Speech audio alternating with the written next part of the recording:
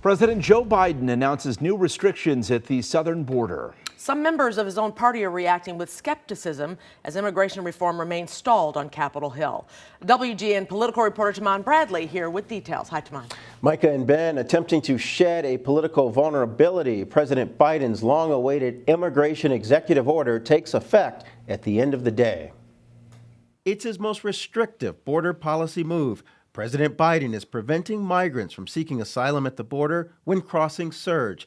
The election year executive order kicks in once the 7-day average for unauthorized entries hits 2,500 per day. With the U.S.-Mexico border crossings already at that level, border officers will be able to return migrants to their home countries within hours.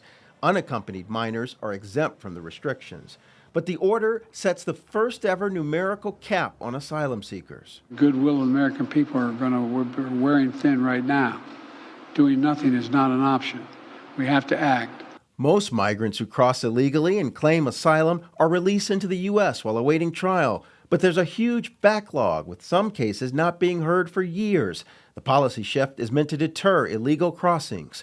Reaction has been mixed. The president, made this decision, and he didn't make it lightly.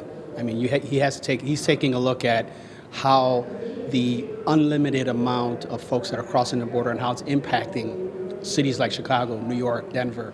President Biden's executive action comes months after Congress failed to pass a bipartisan border security bill after many Republicans dropped support at the request of Biden's campaign rival, Donald Trump. Immigration advocates slam Mr. Biden's actions. A lot of the decisions that we see from President Biden are reactions rather than solutions. We need a president that sits down with the Mexican president that has a detailed plan on how to address the issues at the border. In Chicago, where more than 42,000 migrants have arrived since summer of 2022, officials continue to try to lend a hand. As of this morning, there were 7,021 residents in 17 shelters. But city leaders remain concerned that the numbers could go up when Chicago hosts Democrats' presidential nominating convention in August. This has been a political issue that, unfortunately, the governor of Texas and Republicans have tried to damage the president out of this.